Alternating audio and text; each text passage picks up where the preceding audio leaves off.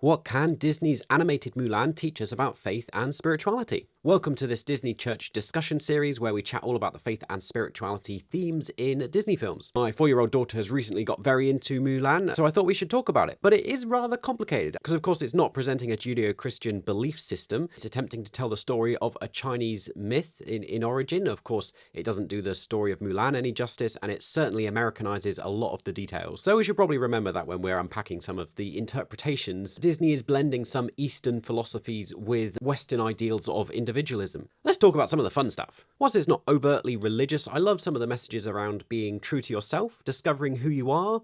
You know, all the stuff about Mulan's reflection, a flower blooming in adversity, those core themes and messages of the film. I think they carry spiritual undertones because it's about not just material things, but understanding ourselves spiritually. Who are we as a person? That to me is a spiritual awakening and understanding of our place in the world. So there's certainly something of female empowerment here. And I don't like to always revert back to the Bible, but coming from a Christian tradition myself, you know, as much as it's sometimes hidden and not spoken about, there are a lot of strong female characters and leaders and religious figures in the Bible, in the Christian narrative.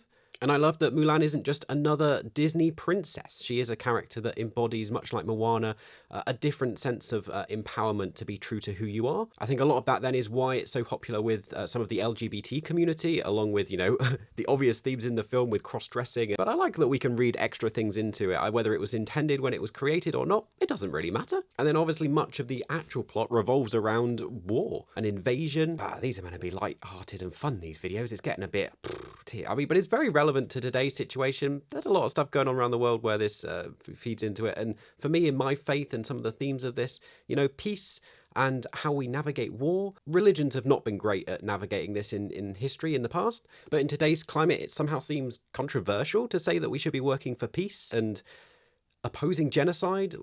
These are core messages of most religions. And when it feels impossible, we just have to remember what the emperor said. A single grain of rice can tip the scale. Shall we talk about some spirits then? There are depictions of ritualistic elements like praying to ancestors. I mean, personally, I don't really believe in ghosts or angels or spirits or stuff like that, but you know, I don't mind what you believe if you do. I mean, I certainly don't believe praying to them is going to produce a small dragon to help me on my quest, but that's kind of a side point. I think it's a great film with some great messages and some really interesting spiritual topics. But I'd love to know what you think.